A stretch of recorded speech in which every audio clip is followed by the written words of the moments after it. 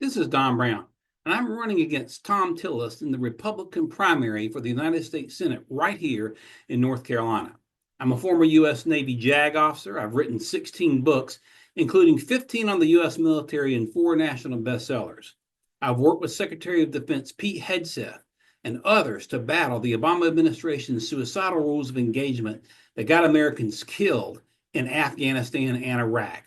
And I'm running for Senate because North Carolina has had enough of Thom Tillis stabbing President Trump in the back.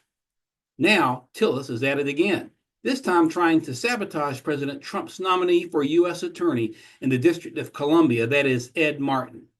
Now, what's Mr. Martin's job? That is to expose deep corruption inside the Department of Justice. Corruption that runs through Merrick Garland, Lisa Monaco, and the Biden administration's two-tier system of justice. Get this, Tillis voted for Garland and Monaco, who were both Democrat appointees under Biden, but he wants to oppose President Trump's nominee. But Senator Tillis doesn't want that corruption exposed. He's attacking President Trump's pick, just like he tried to sink the nomination of Secretary of Defense Pete Hegseth by digging up dirt from a bitter ex-relative.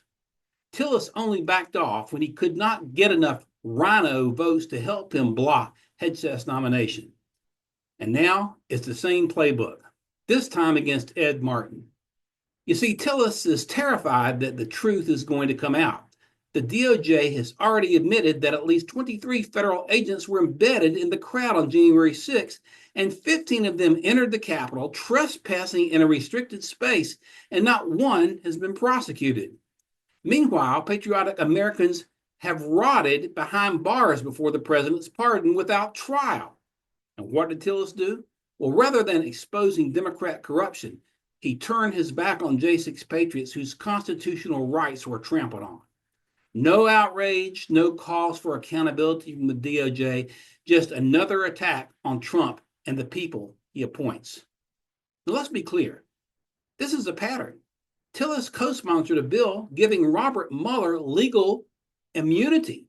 In other words, legal protection for Mueller, whose entire investigation violated the Constitution's appointments clause and launched a kangaroo court prosecution against the president's allies.